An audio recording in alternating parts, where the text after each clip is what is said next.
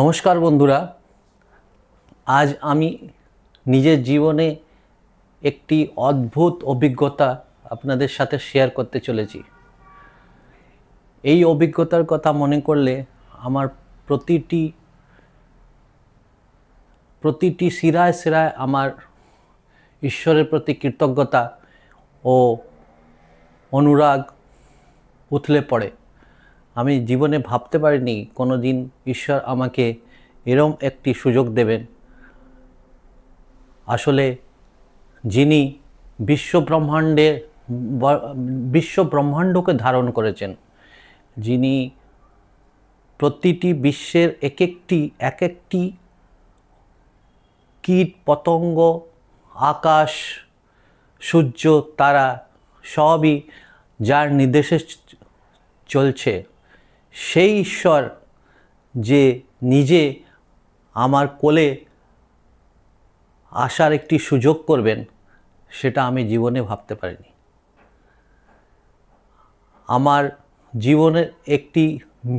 আমার জীবনের সম্পূর্ণতা সেদিনকে পুরো হয়েছিল।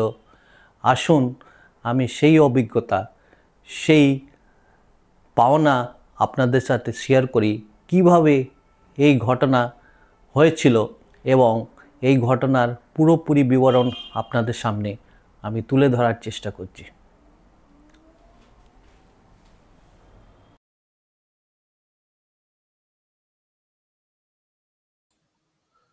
শান্তিপুর রাস উৎসব দেখার জন্য আমরা আমার শালিকার বাড়ি অবস্থান করিয়াছিলাম।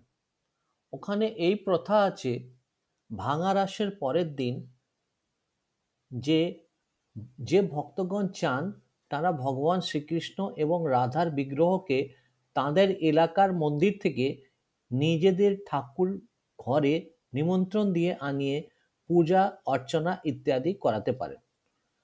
ভাগ্যক্রমে আমার শালিকার বাড়িতে বহু বছর ধরে ঠাকুরের বিগ্রহকে নিজেদের পূজা স্থানে আনানো হয় এবং পূজা অর্চনা করা হয়। এই সেই মন্দির এবং বিগ্রহ যাহা আমার শালিকার ঠাকুর ঘরে আনিয়ে পূজা অর্চনা ইত্যাদি করা হয়েছিল।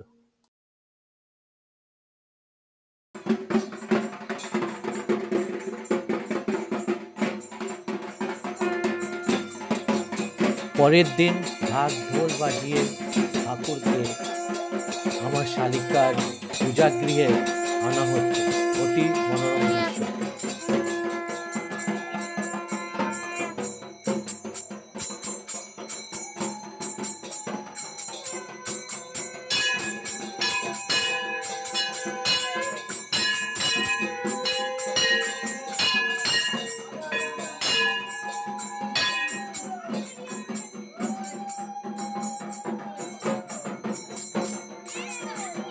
ঠাকুরকে পূজাগৃহে স্থাপিত করা হচ্ছে।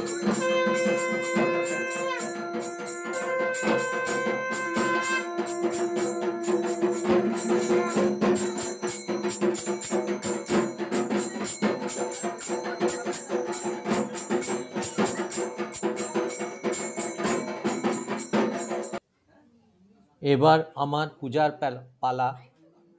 আমি পূজা অর্চনা করে ঠাকুরকে কোলে নেওয়ার জন্যে অতি আকুল হয়ে পড়েছিলাম। আমার ঠাকুরকে কোলে নেওয়ার দৃশ্য, ঠাকুরকে কোলে নিয়ে আমার চোখে অশ্রুধারা অনবরত বয়ে যাচ্ছিল। আমি কিছুতেই নিজের অশ্রুধারাকে বন্ধ করতে পারছিলাম না। যে ভগবান সারা বিশ্ব ব্রহ্মাণ্ডকে ধারণ করেন, তিনি আজ আমার কোলে। আমার জীবন সার্থক হলো। আমার স্ত্রীর ঠাকুরকে পূজা অর্চনার দৃশ্য।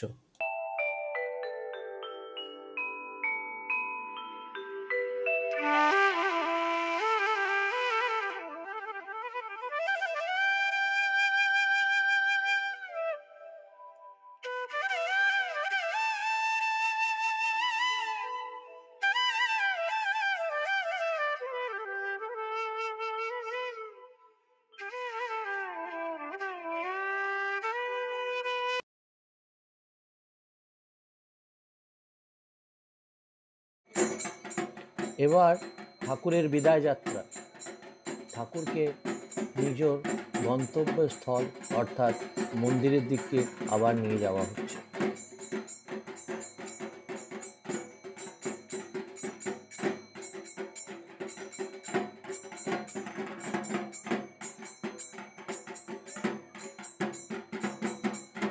আমি আমার শান্তিপুর রাস উৎসব 2025 ভিডিওতে রায়রাজার শোভাযাত্রার বর্ণনা দিয়েছিলাম, তারই একটি মনোরম মুহূর্ত।